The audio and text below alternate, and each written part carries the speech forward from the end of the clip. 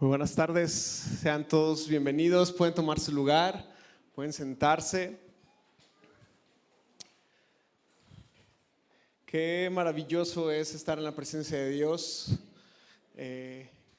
maravilloso es declarar, confesar la soberanía de Dios en nuestras vidas sobre todas las cosas y sobre nosotros mismos. Lo hemos cantado, lo hemos declarado. Y bueno, el día de hoy quiero compartirte un mensaje que se llama ¿Y si sí? Aprovechando la euforia futbolística. En el mundial todos vemos el fútbol, ¿verdad? Aunque no le entendamos. La comida está buena, la botana está buena, el ambiente está bueno. Y bueno, justamente quiero hablar un poquito acerca de eso, pero no es el tema central de este mensaje, pero me parece una gran oportunidad para poder introducir el día de hoy. En días pasados, nuestra selección mexicana, la cual cabe mencionar que en este mundial nos ha dado victorias sumamente emocionantes, tiene una posición privilegiada. Ha ganado todos los partidos que ha jugado, no le han metido ni un solo gol. Y sin duda alguna ha empezado a ilusionarnos a muchos de nosotros, ¿verdad que sí? Sí, hay un meme por ahí que dice, les prometí que no me iba a ilusionar con la selección mexicana, pero les mentí. Estamos emocionados, estamos ilusionados. Y bueno, a causa de eso, del buen récord que nuestra selección lleva, México empezó a hacerse una pregunta, ¿no? Y esa pregunta es esa, ¿y si sí? ¿Y si sí ganamos? ¿Y si sí pasamos del cuarto partido, que ya lo hicimos? ¿Y si sí pasamos del quinto, que creo que nada más ha llegado como 2 veces en toda su vida? ¿Y si nos volvemos campeones del mundo? Y todos los mexicanos hemos estado haciendo estas preguntas. Y déjame decirte que esto ha despertado la fe en más de uno de nosotros, ¿eh? He oído de iglesias que en sus reuniones de oración le piden a Dios porque la selección gane. No obstante, hace algunos días, cuando se anunció que a lo mejor se cambiaba el horario, muchas iglesias empezaron a considerar cambiar su reunión de domingo. Y bueno, también hemos sabido que algunos seleccionados, algunos jugadores de la selección mexicana han declarado públicamente, abiertamente su fe en Cristo Jesús. Entre ellos los dos Jiménez, Santiago Jiménez con G de gato y Raúl Jiménez con J de José. Ellos dos, al igual que algunos otros, han declarado abiertamente ser seguidores de Jesús, confiar en Él con todo el corazón. Y algo curioso pasó el martes pasado, porque el martes pasado la selección se enfrentó a la selección de Ecuador. Y déjame decirte algo, la selección de Ecuador abiertamente también se declaró cristiana. Habían estado orando en el centro de la cancha de fútbol donde se presentaban. Ahora que los hermosos mexicanos, con la increíble hospitalidad que tenemos, fueron a hacerles ruido toda la noche y no dejarlos dormir, estuvieron orando en el hotel mientras esperaban el encuentro de la selección de ellos, de Ecuador, contra la mexicana. Y esto me hizo hacerme una pregunta, plantearme una pregunta, y es la base de todo este sermón y es la base de los próximos 5 o 6 sermones. Esta vez va a ser una miniserie, mis hermanos, les prometo que no va a durar mucho. La pregunta es esta: si ambas selecciones oraron a Dios, si ambas selecciones, incluso países, podríamos decir que completos, pidieron a Dios una victoria, la pregunta es: ¿a cuál de las dos Dios le permitiría ganar?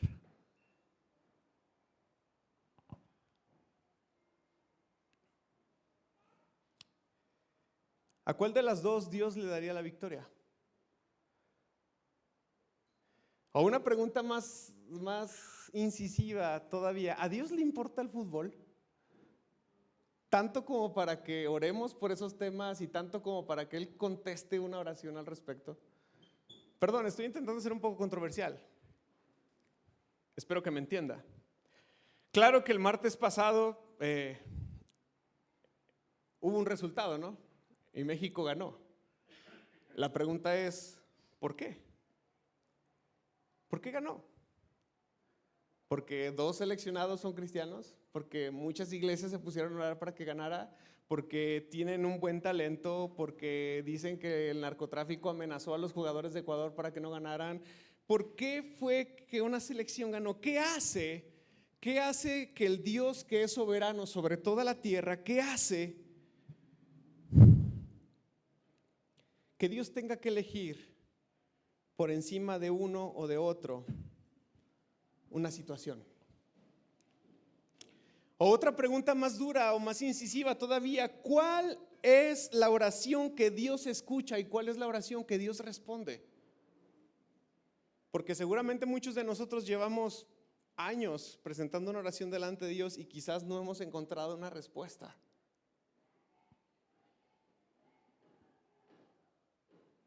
¿Cuál es? ¿Será acaso que es la que más se ora?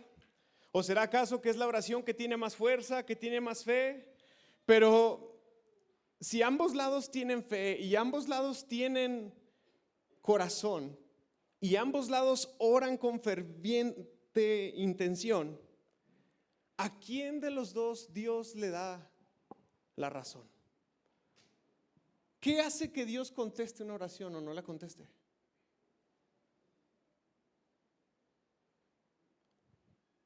Y ojo, mis hermanos, ya no solamente estoy hablando acerca de fútbol, porque no se trata de eso el mensaje.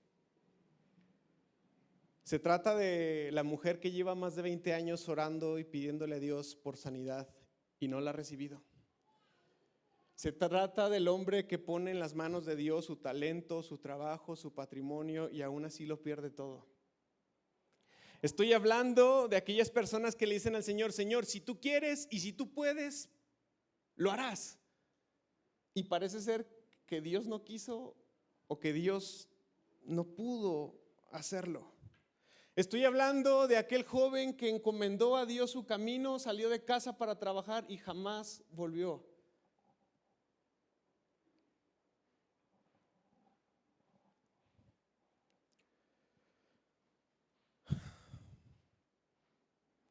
Estoy hablando de ese juicio injusto que fue llevado con mentiras y evidencia falsa delante de los jueces por tu adversario, en el cual perdiste, aun cuando tú eras inocente.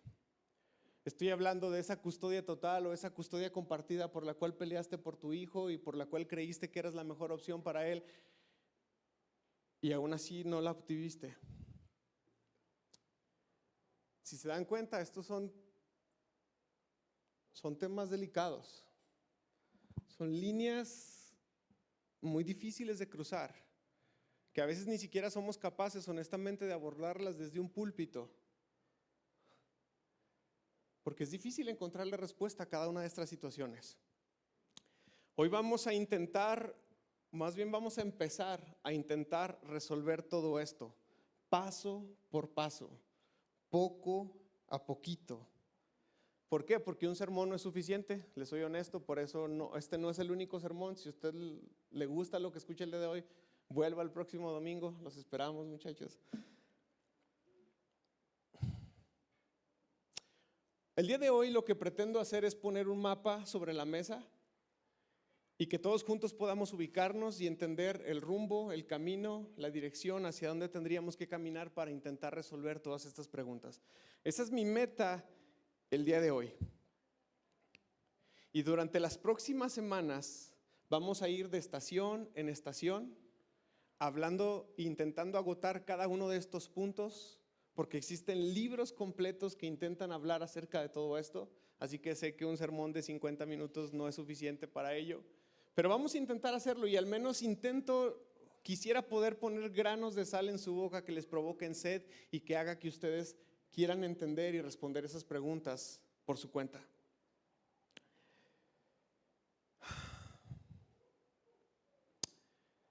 Hay un video que les pedí por ahí que nos pusieran, no tiene audio ni nada, puede verlo mientras me escucha, es un video de 3 minutos. Y después de todas estas preguntas y esta reflexión que estoy intentando plantear como una introducción, porque apenas estoy en la introducción, quiero invitarte a pensar en el mecanismo de un reloj de pulso o de cuerda. ¿Alguien ha tenido un reloj de esos en su mano? Que tiene que estarle alimentando la fuerza o que el simple movimiento del brazo lo hace que funcione. Quiero que pensemos en ello porque cada engrane y cada componente es sumamente preciso e importante para cumplir con la enorme tarea de dar fielmente la hora. ¿Sí? ¿Alguna vez se ha puesto a pensar qué tanto hay adentro de un reloj como estos? Cada engrane, cada tornillo, cada resorte, cada accesorio, cada aditamento, cada complemento, todos trabajan juntos y con una precisión milimétrica, con una ingeniería asombrosa para poder dar la hora. Los que somos de la nueva generación, pues ya nomás les ponemos pila y jalan, ¿va? Son digitales.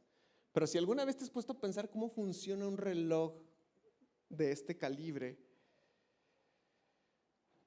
la realidad es que si alguno de estos componentes falla o no funciona o está incorrecto o está descalibrado, no está en la posición correcta, el propósito completo del reloj se pierde. ¿Estamos de acuerdo? Dejaría de funcionar. ¿Cómo es posible que aunque te agarres dándole cuerda y cuerda y cuerda y cuerda y cuerda, el reloj siga a una precisión exacta, avanzando segundo por segundo? Claro, no les voy a dar una clase de relojes porque yo tampoco sé, ¿verdad? Pero tenemos que preguntarnos todo esto porque así funciona, escúcheme bien, el equilibrio entre la responsabilidad y la soberanía de Dios y la libertad humana y todos los derivados de ellos. Así funciona en un perfecto equilibrio cuán soberano es Dios, porque Él es soberano y Él es bueno y Él es todopoderoso, pero también la libertad humana que cada uno de nosotros tenemos. Funcionamos de una manera tan perfecta, tan coordinada, que llegamos a ser lo que somos hoy, para bien o para mal. Así que hoy quiero compartirles, si gustan ya lo pueden quitar, solamente era para generar esa curiosidad de manera visual de cómo funciona un reloj. Hay 3 factores importantes que debemos de considerar y dentro de cada uno de ellos existe una gran cantidad de puntos a desarrollarse, a contemplarlos, pero poco a poco en cada sermón lo vamos a ir viendo, ¿de acuerdo? Hoy, como les dije, solamente es una introducción y es valioso que se enganchen conmigo porque si no nos vamos a perder en los próximos sermones. El primer engrane, el primer elemento, el primer factor que nosotros debemos de considerar para poder responder estas preguntas que hice al principio,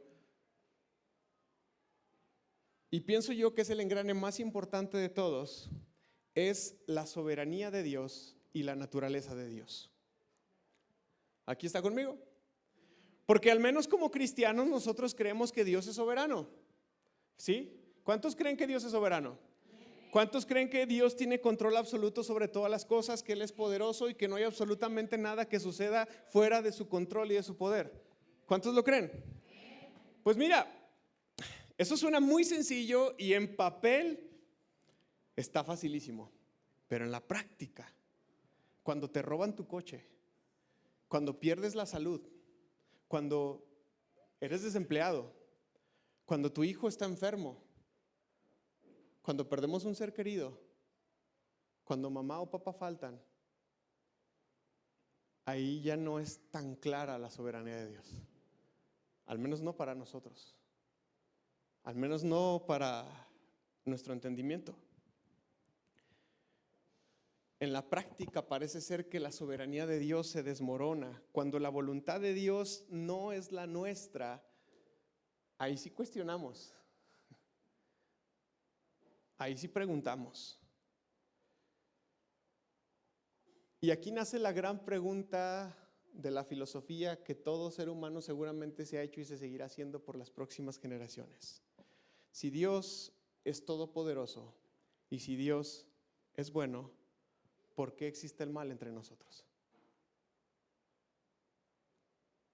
¿Por qué no pudo crear un mundo perfecto? ¿Por qué no pudo crear un mundo bueno? ¿Por qué no pudo crear un mundo sin enfermedad? ¿Por qué no pudo crear un mundo sin dolor? ¿Por qué no pudo crear un mundo donde solamente habláramos y el alimento apareciera y no tuviéramos que trabajar? ¿Por qué, si Dios es soberano y es inmensamente bueno, por qué existe un mundo como en el que estamos hoy. ¿Cuántos se han hecho esa pregunta honestamente? Seguido, mis hermanos, diario yo creo, nos hacemos esta clase de preguntas. ¿Por qué Dios no sanó a mi papá? ¿Por qué Dios no evitó tal accidente? ¿Por qué Dios no permitió que ganara la selección este domingo? Y entonces empezamos a dividir nuestro concepto de Dios, al menos en dos raíces. Creemos que Dios es un Dios que sí, es poderoso, pero entonces es frío, es lejano. No le importa nuestro dolor, no le importa nuestro sufrimiento. Y aunque Él tiene control y cuida todas las cosas, lamentablemente a veces como cristianos llegamos a pensar así porque el dolor es demasiado. Porque la pérdida nos supera. O, por el otro lado, pensamos en un Dios que es buena onda, que es todo un bonachón, pero es impotente. Hay cosas que no controla. Hay cosas sobre las cuales no tiene dominio, no tiene autoridad. ¿Alguna vez hemos pensado así de Dios? Honestamente sí. Cuando más hundidos estamos en el hoyo, ahí empezamos a preguntarnos qué clase de Dios es el Dios al cual adoramos. Creo que van a salir de aquí peor que como llegaron hoy. Pero espero que los próximos domingos empiecen a hacer respuestas a nuestro corazón.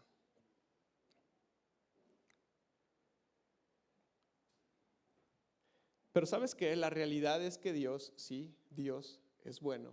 Dios es inmensamente bueno y también Dios es soberano. Las dos cosas al mismo tiempo. La pregunta es, ¿cómo? ¿Cómo? ¿Cómo Dios puede ser bueno y cómo Dios puede ser soberano si estoy viviendo lo que estoy viviendo?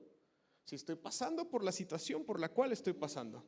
Y mira, tenemos textos en la Escritura, un mar de textos, infinidad de textos que sostienen la bondad de Dios, que sostienen la soberanía de Dios como un todo. Y por ejemplo está el famosísimo texto de Romanos 8:28.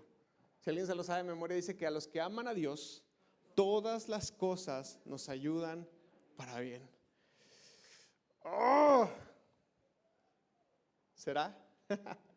Y sabemos que Dios hace que todas las cosas cooperen para el bien de quienes lo aman y son llamados según el propósito que Él tiene para con ellos.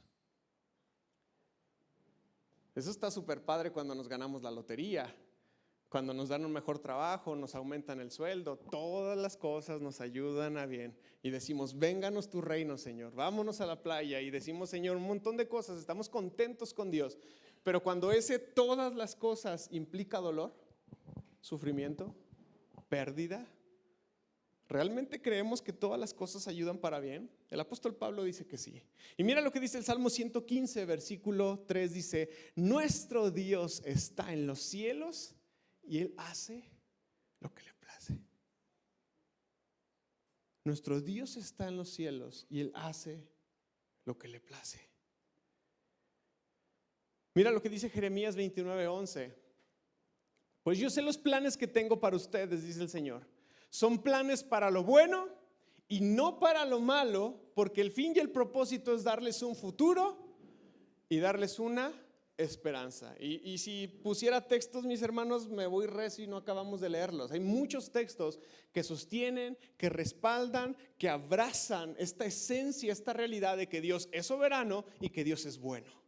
Ambas cosas a la vez, Dios es soberano y Dios es bueno. Uno más, Lamentaciones capítulo 3, versículos 22 al 26. Simplemente ve el título de este libro. ¿Cómo se llama el libro? Es un libro lleno de quejas de principio a fin. Y aún así mira lo que dice, el fiel amor del Señor nunca se acaba. Sus misericordias jamás terminan. Grande es su fidelidad y sus misericordias son nuevas cada mañana. Me digo, el Señor es mi herencia, por lo tanto esperaré en Él. El Señor es bueno con los que dependen de Él, con aquellos que lo buscan. Y el 26, me falta uno. Por eso es bueno esperar en silencio la salvación que proviene del Señor. Entonces, si Dios es todopoderoso y bueno, y Dios puede hacer todo lo bueno, ¿por qué aparentemente Dios no lo hace? Pero entonces yo te cambio la pregunta. ¿Es bueno para Dios o es bueno para ti? ¿Sí? ¿Se da cuenta? ¿Es bueno para Dios o es bueno para ti? Porque nuestro criterio de bondad seguramente está muy lejano, muy distinto al criterio de bondad de Dios, de lo que es bueno. Si tu hijo de 4 años te pide una Raptor, motor 5.0, ¿es bueno para él? Depende de un montón de factores. Si la va a manejar el papá, sí, ¿verdad? Pero si es a sus 4 años, ¿no? Si sabe manejar, ya siendo un adulto, quizás sí. Depende de muchos factores. A veces lo bueno es relativo a y responde a muchas condiciones, sobre todo establecidas por Dios y no establecidas por nosotros mismos.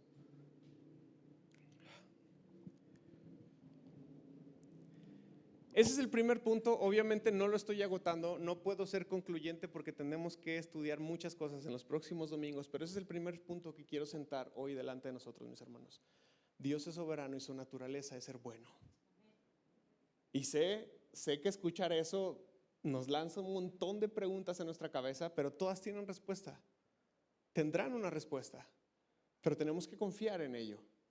El segundo engrane de este gran reloj que quiero hablar el día de hoy, solamente vamos a hablar 3 el día de hoy, es acerca de la libertad humana, la libertad del hombre, el libre albedrío, el famosísimo libre albedrío que nos ha creado tantos problemas. Y con esto quiero que leamos ahí mismo en Lamentaciones. Vamos a leer en el capítulo 3, mismo capítulo, pero ahora vamos a leer de los versículos 37 al 39. Y mira qué joya de texto tenemos delante de nosotros hoy. ¿Quién puede ordenar que algo suceda sin permiso del Señor? No envía el Altísimo tanto calamidad como bien. Ahí nos detenemos. Sí leyeron bien, mis hermanos. Jeremías, porque Jeremías es el escritor de Lamentaciones, Jeremías está diciendo que Dios envía ¿qué? Calamidad, y Dios envía. Está en el lugar correcto, mi hermano, ¿eh? Aquí no somos una iglesia donde decimos que todo va a estar bien y todo es color de rosa. No, aquí hablamos la verdad del evangelio. Esa es la realidad humana. Otra vez, no envía el Altísimo tanto calamidad como bien. Versículo siguiente. Entonces, ¿por qué nosotros, simples humanos, habríamos de quejarnos cuando somos castigados? Por nuestros pecados. Mira, la traducción en lenguaje actual dice, me encanta cómo dice, el versículo 39 dice, no tenemos razón para quejarnos si nos castigan por nuestro pecado. ¿Qué es lo que está diciendo Jeremías? Sí, Dios es soberano, sí, el bien y el mal vienen de parte de Dios, pero cuando cometemos lo malo, cuando hacemos lo malo, ¿tendríamos alguna razón para pelear por lo que nos viene a suceder? Mire, mi hermano, hasta los animales tienen razonamiento en esas cosas. Si el perro va y te destruye tu planta y le hablas, se esconde. Él es consciente. Él sabe que hizo mal y sabe que le va a tocar vara por haber hecho mal. Y está diciendo Jeremías que sí, tenemos libertad, pero cuando nosotros usamos esa libertad para hacer lo malo, no te quejes de las consecuencias que vienen por haber hecho el mal. No hay razón para pelear con Dios y decirle, Dios, ¿por qué yo? Hay gente que se está muriendo en una cama de hospital dañada o destruida de sus riñones o de sus pulmones por haber consumido, por haber hecho un montón de cosas, y todavía se atreve a cuestionar a Dios después de haber descuidado tanto su cuerpo.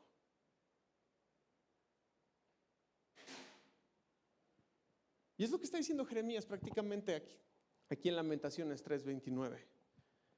No tenemos razón para quejarnos si nos castigan por nuestra maldad. La realidad es que el ser humano goza de verdadera libertad. Esta verdadera libertad es un libre albedrío.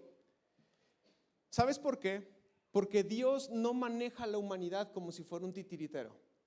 ¿Alguna vez has pensado que Dios hace eso? Yo sí, también lo he pensado. Que somos los títeres de Dios. Que el Señor jala los hilos y nosotros respondemos a su designio, a su actuar, o a su acción sobre nosotros. Pero la realidad es que Dios no es un titiritero. Dios nos ha dado libertad y Dios nos ha dado verdadera libertad. El problema es que nosotros tomamos esta libertad y, como dije el domingo pasado, como los puerquitos recién bañados y recién limpiecitos, vamos otra vez al lodo a ensuciarnos. Hemos tomado esa libertad que Dios nos ha dado y se la hemos entregado al enemigo. Somos víctimas de todo ello.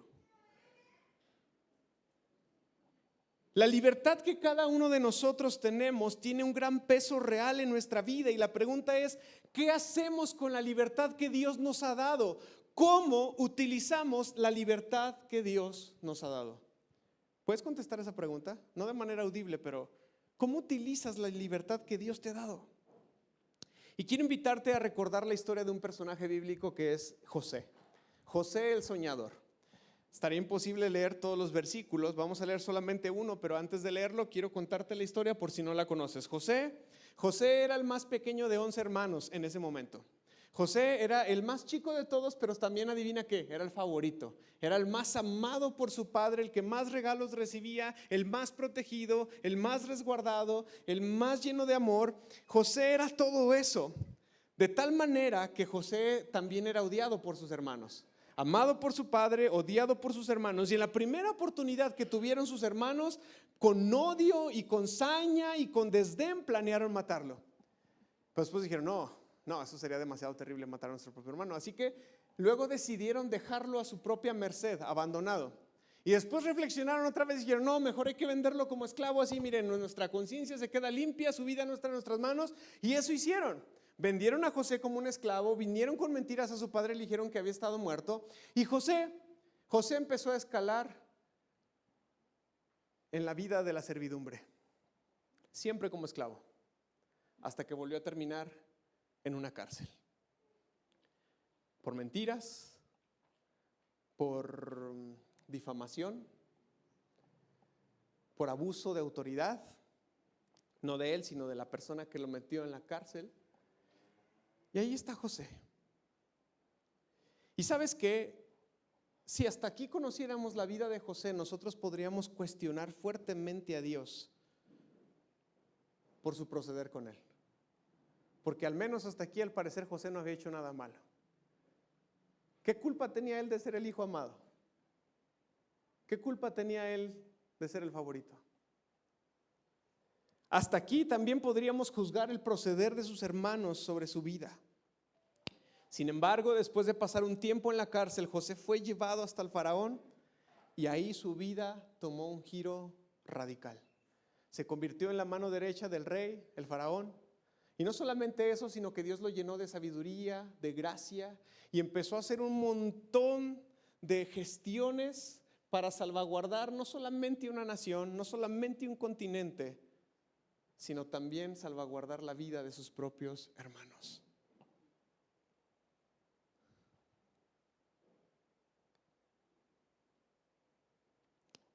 Y una vez que José volvió a encontrarse con sus hermanos y que su padre murió, que era el referee, era el mediador, sus hermanos dijeron, José va a desquitar todo lo que le hicimos. Y mira lo que José les dice en Génesis capítulo 50, versículo 20. Ustedes se propusieron hacerme mal, pero Dios dispuso todo para bien. Él me puso en este cargo para que yo pudiera salvar la vida de muchas personas. Ustedes se propusieron hacerme mal. Ustedes me hicieron mal. Ustedes planearon dañarme, destruirme y lo hicieron. Pero Dios dispuso todo esto para bien. Y aquí están los dos puntos que hasta ahorita hemos avanzado ya. Ambos funcionando en un perfecto equilibrio al mismo tiempo y sin contradecirse. Por un lado, vemos la libertad de los hermanos de José, el libre albedrío de los hermanos de José y a la vez su maldad real. Vemos cuán libres eran y vemos cuán cargados estaban, llenos de maldad, y cómo sus deseos de destruir a su hermano fueron ejecutados y fueron llevados a fin. Pero al mismo tiempo estamos viendo a un Dios que es bueno y a un Dios que es soberano, que estuvo entretejiendo todas estas adversidades para un bien mayor.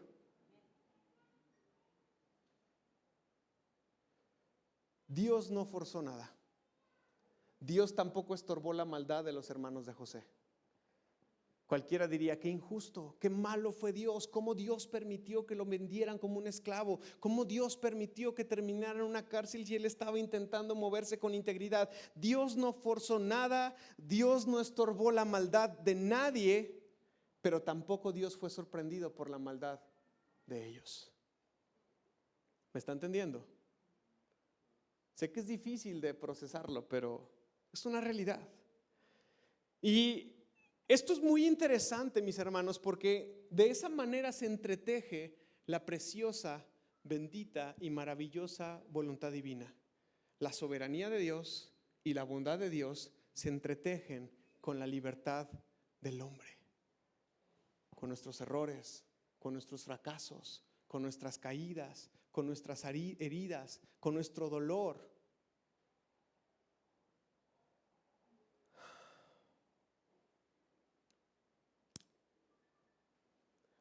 Hay una premisa aquí, mis hermanos, que dice que, según C.S. Lewis, 4/5 partes, es decir, si de la totalidad del mal que existe en el mundo lo dividiéramos en 5 partes, 4 de ellas sería una maldad creada por nosotros mismos. Eso dice C.S. Lewis, un gran escritor, filósofo, cristiano, teólogo, apologeta. Si toda la maldad del mundo la dividiéramos en 5 fracciones, 4 fracciones de ellas serían maldad creada por nosotros. Las prisiones, las penas de muerte, las armas, los homicidios. ¿Qué más les gusta? Los castigos, los linchamientos. Todos estos niveles de maldad. Y menciono todo esto porque también C.S. Lewis plantea y dice lo siguiente: todas las cuestiones materiales que Dios puso en nuestras manos son amorales. No son buenas y no son malas. Todo va a depender del uso que yo haga con ellos. Si yo tengo aquí un palo de madera y lo utilizo para pegarte en la cabeza, ¿el palo es malo? No, es la acción que yo hice con él. Si yo tomo ese mismo palo de madera y construyo una barca, una casa, una puerta, está teniendo un buen uso. Y es muy interesante porque una roca puede edificar, pero también una roca puede ser utilizada como una arma letal. Un cuchillo puede ser utilizado para cortar alimento, pero también un cuchillo puede ser utilizado para herir y dañar a otra persona. Una fogata a una distancia apropiada puede darme calor y puede salvaguardar mi vida en una noche de un frío extremo. Pero si doy un paso más cerca, o inclusive si me pongo encima de ella, ese mismo fuego, ese mismo calor puede terminar con mi vida. ¿Estamos entendiendo ese punto? Normalmente toda la cuestión material que está alrededor de nosotros es amoral y la moralidad se la damos nosotros. El uso de las armas, por ejemplo.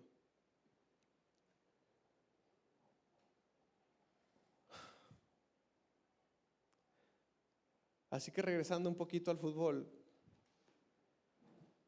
¿qué uso le damos a un balón de fútbol? ¿Qué uso le damos al dinero? ¿Qué uso le damos al poder? Si todo eso es amoral, no tiene moral, no es ni bueno ni malo, ¿Qué es lo que determina que al final del día sea algo bueno para nosotros o sea algo completamente malo? Nosotros mismos. Por eso dice la Escritura que el amor al dinero es la raíz, es el problema, no es el dinero, es el amor al dinero, es la raíz de todos los males. Somos nosotros, es el ser humano en la libertad que Dios nos ha dado, somos nosotros los que cargamos a la materia de intención y de sentido. Cómo yo utilizo mi tiempo, cómo yo utilizo una arma, cómo yo utilizo un cuchillo, cómo yo utilizo una roca, cómo yo utilizo un cristal, me estoy explicando, somos nosotros los que le damos esa carga de sentido. Y ¿saben qué? Cuando algo malo pasa por la decisión y por la libertad de una persona, pues ahí sí podríamos decir, oye, te pasaste de lanza. Lo que estás viviendo es una consecuencia de tu mala decisión, ¿verdad que sí? Es fácil identificar eso y decir, oye, tenías libertad y esa libertad la usaste para tomar esta decisión, esa libertad la usaste para usar este objeto y generar daño a una persona, pues lo único que te puede corresponder es una justa retribución por tu acto. Un castigo, una nalgada, una semana sin Nintendo, lo que sea. Es una consecuencia de un mal acto que nosotros estamos teniendo. Cuando algo malo pasa por nuestra decisión y por nuestra libertad, ya sea una negligencia, una traición, una injusticia, déjame decirte algo. Sé que va a sonar contradicción a todo lo que vengo diciendo, pero cuando algo malo pasa porque nosotros decidimos que así fuese,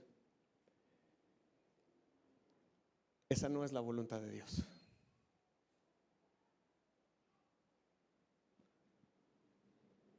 ¿Me escuchó o lo repito?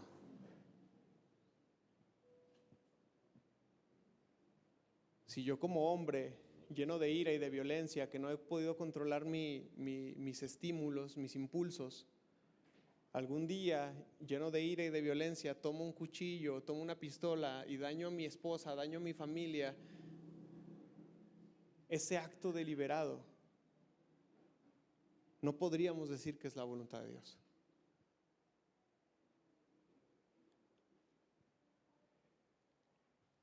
Entonces, ¿qué estoy diciendo? ¿Que Dios no es soberano? No. Estoy diciendo que en un sentido, eso que sucede no es porque Dios así lo quiso, sino que el uso de la libertad humana, esa libertad que ejerce el hombre, y la cual Dios permite que exista, trae como consecuencia sus desenlaces. Claro, no estoy profundizando, pero es la libertad del hombre o de la mujer ejercida en ese momento, la cual trajo como consecuencia una situación tan terrible como la muerte de una familia.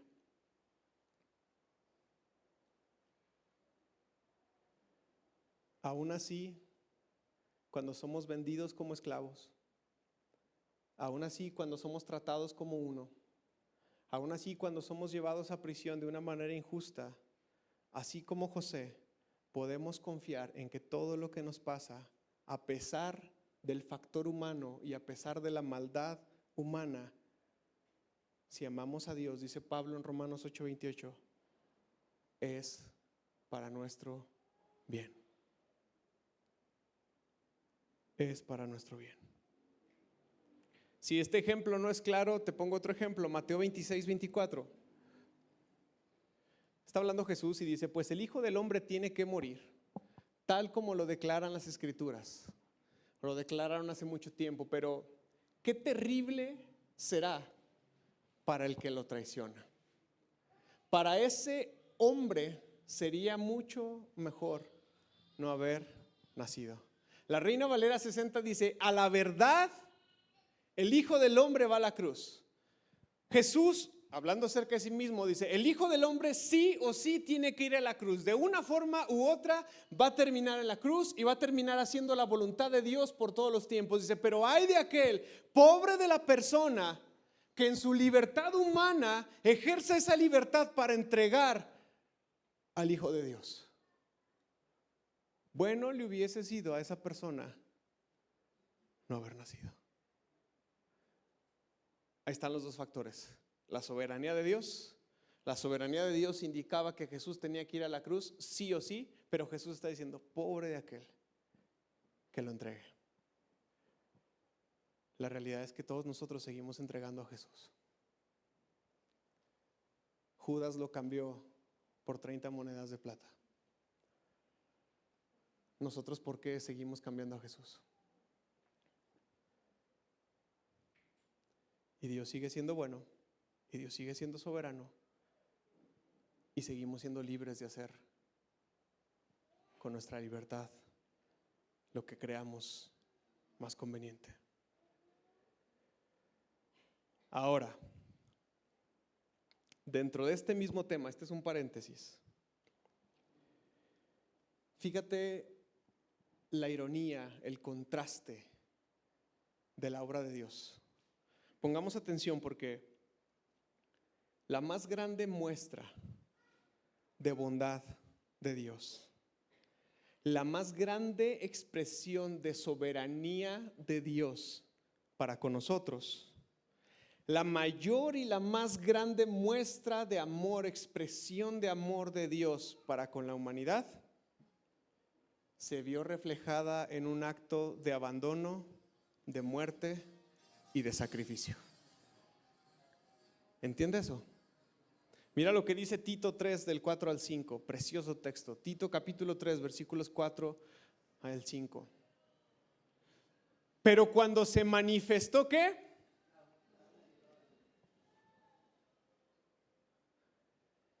Era el otro. Creo que era 4 y 5 entonces. Tito 3, 4 y 5. Sí, ahí está. Sin embargo, cuando Dios nuestro Salvador dio a conocer, ¿qué? Su amor y su bondad. Cuando se manifestó el amor y la bondad de Dios, ¿qué dice? Él nos salvó. La obra más maravillosa y más extraordinaria en toda la humanidad, habida y por haber, que es nuestra salvación, se logró cuando Dios mostró su amor y su bondad. La gran pregunta es, ¿cómo fue que Dios mostró ese amor y su bondad? Dice, no por las acciones justas que nosotros habíamos hecho, sino por su misericordia. Nos lavó quitando nuestros pecados y nos dio un nuevo nacimiento y vida nueva por medio del Espíritu Santo. Pero ¿cómo sucedió eso? ¿Cuál fue el intercambio? ¿Quién tuvo que pagar por nosotros? Su Hijo. Su Hijo. Su Hijo.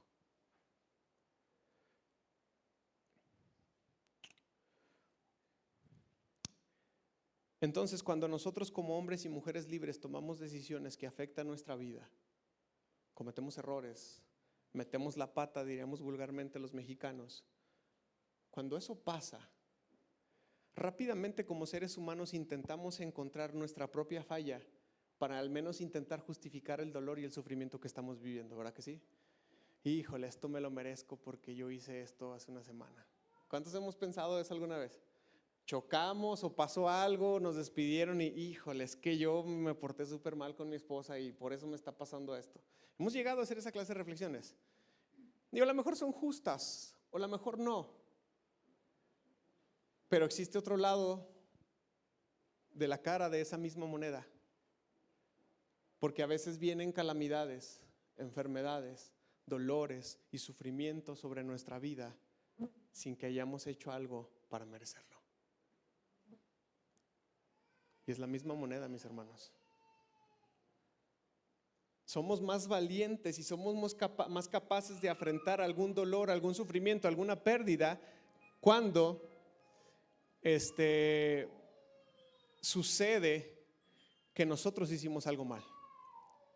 Como que siempre tenemos una necesidad de buscar un culpable y en esa necesidad de buscar un culpable nos encontramos a nosotros mismos y justificamos y decimos, pues bueno, yo la regué, tenía que pagar esto. Pero ¿qué pasa cuando no hemos hecho nada malo? Y aún así el mal viene sobre nosotros.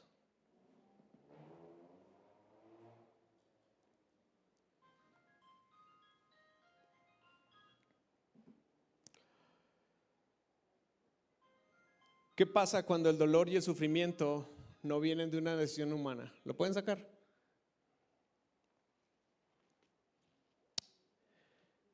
¿Qué pasa cuando el dolor y el sufrimiento no vienen de una decisión humana?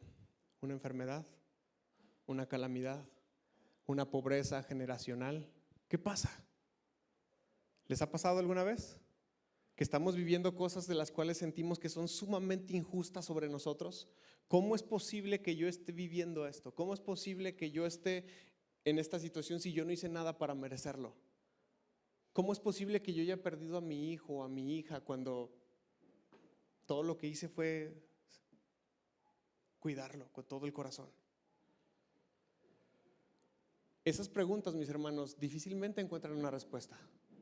Esa clase de dolor y esa clase de sufrimiento difícilmente tiene una razón, una justificación de venir, porque ahorita leíamos en Lamentaciones, cuando cometemos el mal, cuando cometemos pecado, ni a quién culpar, nos toca. Pero cuando no hemos hecho nada malo y aún así viene la calamidad sobre nosotros, ¿qué con eso? ¿Y si sí? ¿Y si no? Y esto conecta con el tercer y último engrane que quiero compartirles el día de hoy. Y voy a decir esto con mucho cuidado. El dolor, el sufrimiento, es un instrumento de Dios para nuestra vida. Amén. Hace rato hablamos de la soberanía y la bondad de Dios y todos decían amén.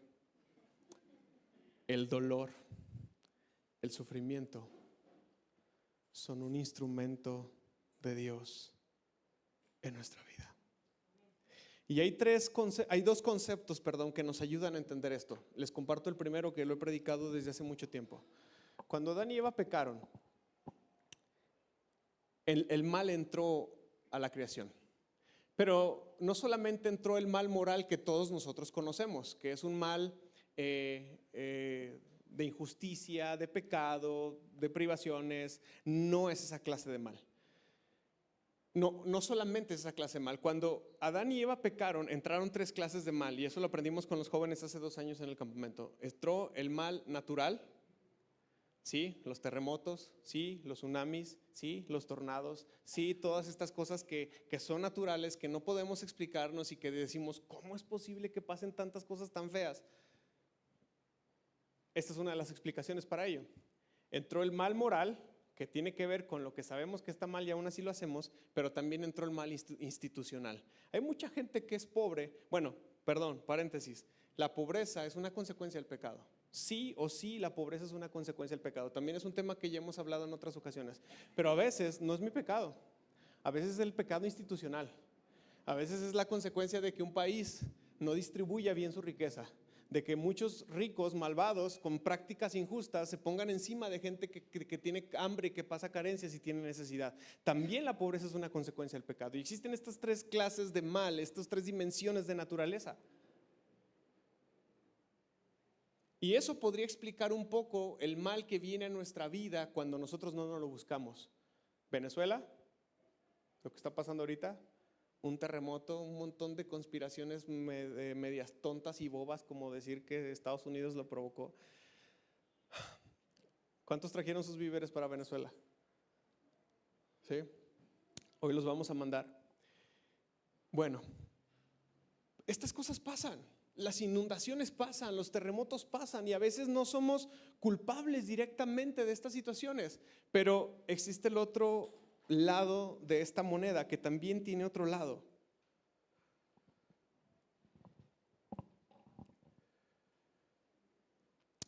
A veces el dolor, a veces el sufrimiento, a veces el no tajante de Dios, así tú le pides algo y Dios te dice no, a veces el no tajante de Dios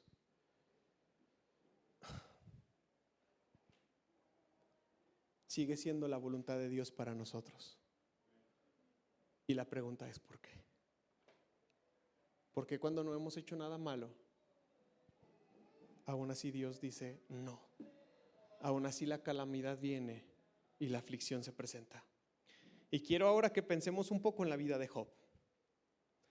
No voy a profundizar en ello porque el próximo domingo vamos a estar profundizando en ello, pero quiero que pensemos un poco en la vida de Job y particularmente en Job capítulo 1 y capítulo 2. Rápidamente, Job era un hombre perfecto y justo. Era tan bueno, era tan maravilloso hombre que Dios lo presumía. Dice el capítulo 1 de Job que Dios estaba tan orgulloso de él que cuando toda la corte celestial vino delante de él, Dios dijo, ¿a poco sí vieron a Job? ¿A poco no hay nadie tan chido, tan buena onda, tan perfecto, tan justo, tan recto como él en la tierra? Porque dice que la corte celestial venía de recorrer la tierra y observarla. Venían de haber notado cualquier situación que en ella había. Y Dios es el que pone a Job sobre la mesa. Ni siquiera es el Satán, como lo menciona el libro de Job. Dios trae a Job a colación y dice, ¿han visto a mi siervo Job? ¿Acaso han considerado cuán maravilloso hombre es? ¿Cuán justo es? ¿Cuán recto es? ¿Y qué es lo que le contesta al Satán? Dice, pues claro, tiene todo, lo has provisto de absolutamente todo. ¿Cómo no va a renegar de ti, Señor? Si está bendecido, tiene riqueza, tiene prosperidad, tiene hijos, tiene esposa, no tiene necesidad de nada. Pues obviamente se porta bien. El Señor dice, no, yo conozco el corazón de Job. Y entonces hay una negociación ahí muy loca que después vamos a profundizar en eso y vamos a profundizar en quién es la persona del Satán, porque no es el diablo la persona que está ahí en Job hablando. Y entonces Dios permite que venga una serie de situaciones sobre la vida de Job. Entre ellas pierde sus hijos, pierde su ganado, pierde sus riquezas y pierde sus propiedades. Prácticamente queda en la miseria en la calle y lo único que Dios le deja es a su esposa. Cuando lo leemos está bien fácil leer la historia, mi hermano. Ojalá que usted tomara el lugar de Job para que entendiera la magnitud de la situación que Job está viviendo. Job pierde todo eso. Job pierde todo eso.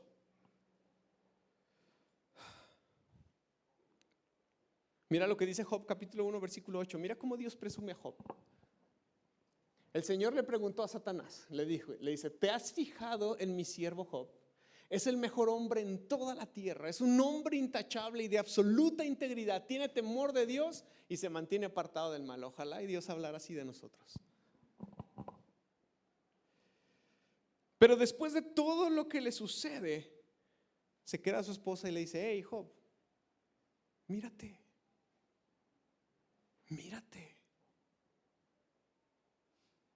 Ya, Job.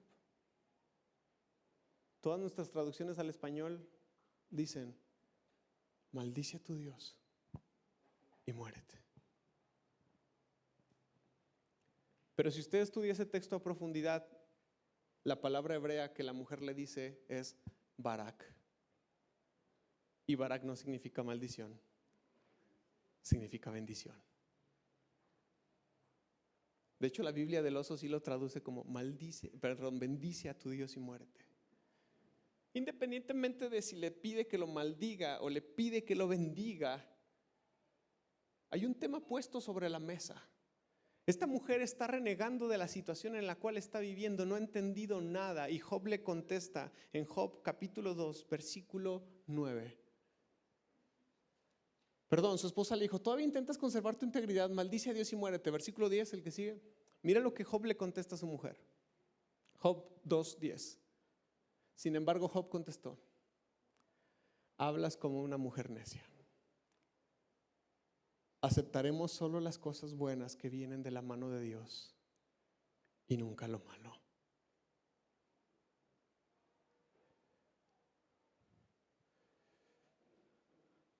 Cualquier cristiano puede recibir lo bueno que viene de Dios. Amén. Pero se necesita demasiada madurez espiritual para recibir lo malo que también viene de parte de Dios. Ahí está Job. Y Job lo está diciendo. El mal no viene del diablo. El mal no viene de la vecina de la esquina. El bien y el mal vienen de Dios. Y Job le dice a su mujer, ¿acaso solamente aceptamos las cosas buenas que vienen de Dios y no somos capaces de aceptar el mal?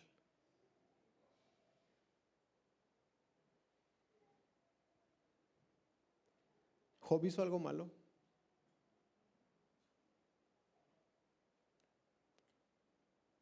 El dolor y el sufrimiento son un problema, mis hermanos. Porque todos nosotros esperamos un cielo nuevo y una tierra nueva donde el dolor y el sufrimiento jamás van a volver a existir. Pero mientras estamos aquí, el dolor es un problema que difícilmente encuentra una respuesta que lo explique. Entonces la pregunta no es ¿por qué sufro?, sino ¿para qué sufro? La pregunta tiene que cambiar. El entendimiento tiene que girar, porque el sufrimiento no va a tener una explicación. No vamos a saber, no siempre vamos a saber por qué sufrimos, pero yo puedo decirte que sí podemos saber para qué sufrimos. Y C.S. Lewis dice en un libro genial que les recomiendo leer, que se llama El problema del dolor, dice que las bondades de Dios, sus maravillas, son un susurro suavecito. Dice, pero el dolor es el megáfono, es el micrófono, es la bocina de Dios gritándonos para hacernos volver nuestro corazón a Él.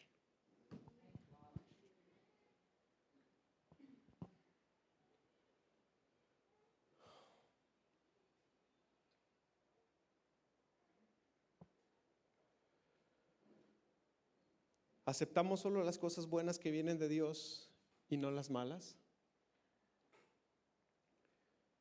Mira lo que dice Isaías 45, versículo 7. Yo formo la luz y creo las tinieblas. Yo envío los buenos tiempos y los malos. Yo, el Señor, soy el que hace estas cosas. La pregunta no es, más bien la pregunta para ti es si son malos porque a ti te parecen malos. Porque no siempre para Dios son malos. Y de esta manera Dios afirma su soberanía. Yo te pregunto, ¿de qué manera reconocemos nosotros la soberanía de Dios? Porque somos muy buenos y somos fáciles para aceptar el bien que viene de Dios, pero necesitamos mucha madurez espiritual y mucha comprensión para aceptar también el mal que viene de Dios. Pero la pregunta es si el mal que viene de Dios es realmente bueno o es realmente malo o es amoral, o depende de cómo nosotros lo tomamos y depende de cuánto nos conviene. Por ejemplo, he escuchado mucha gente decir, cuando llueven y hay catástrofes y hay deslaves, y uno dice, ay, pobre gente la de Veracruz, pobre gente la de Oaxaca, pobre gente la de Chiapas, se están inundando. Pero está llegando la lluvia para que nosotros podamos sembrar. Es la misma lluvia. ¿Qué hace que una sea mala y la otra sea buena?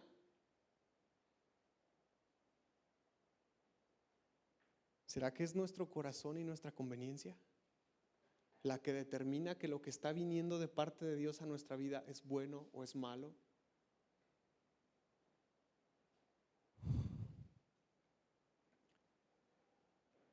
Repito, mis hermanos, este mensaje no es concluyente. Vamos a avanzarlo en los próximos domingos. Es un panorama general. Solamente quiero contestarte la pregunta acerca del dolor cuando no tiene razón y sentido.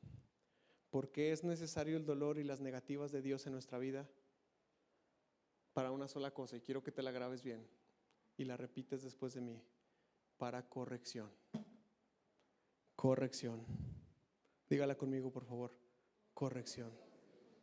Dios, en su infinita bondad y en su infinita misericordia, permite que corrijamos nuestra vida. Permite que corrijamos nuestro andar, permite que corrijamos nuestro caminar y permite que corrijamos nuestra percepción que tenemos de muchas cosas. Y a veces Dios utiliza el dolor para eso. Entonces no preguntes por qué, sino para qué. ¿Para qué? Conclusión, mis hermanos. Yo no sé si la selección gane hoy, pero sí sé esto. Dios es soberano, Dios es bueno y cada uno de nosotros somos libres y responsables al mismo tiempo de hacer lo que mejor nos parezca hacer. Y Dios siendo sabio y siendo bueno, tiene un propósito en cada situación de nuestra vida, por más dolorosa que parezca, por más dolorosa que sea, porque la mayor meta y la mayor ambición de la bondad de Dios es hacer de nosotros una obra completa. Y perdone que regrese a la serie anterior, es hacer de nosotros la imagen de Dios.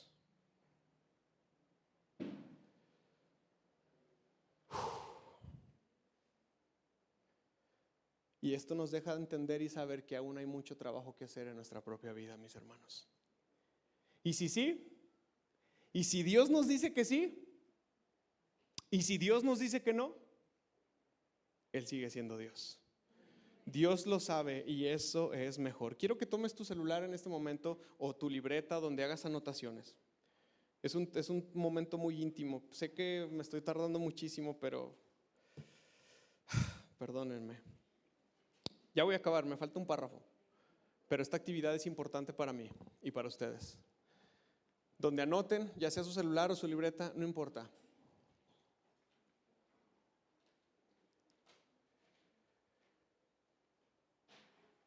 Quiero que anotes una de las más grandes preguntas que has presentado delante de Dios y que hasta el día de hoy no tienen respuesta. ¿Por qué se divorciaron mis padres? ¿Por qué murió mi hijo o mi hija?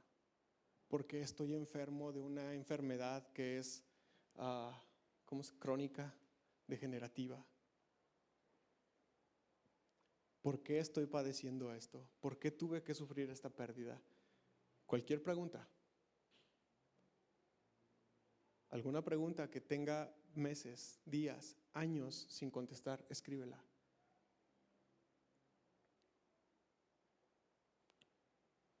En 5 o 6 sermones posiblemente vamos a volver a sacar esa pregunta y vamos a ver si hay algún destello de esperanza al contestarla.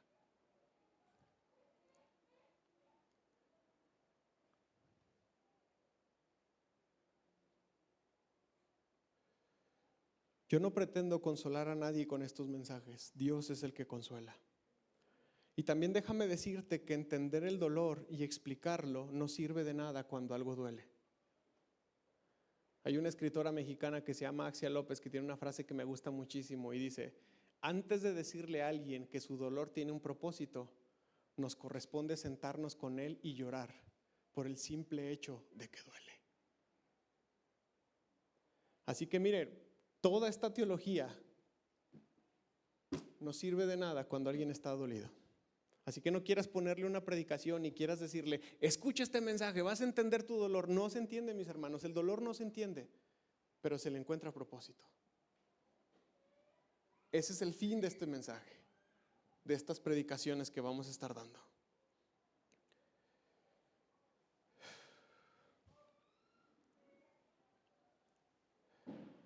Muchas gracias y que Dios los bendiga.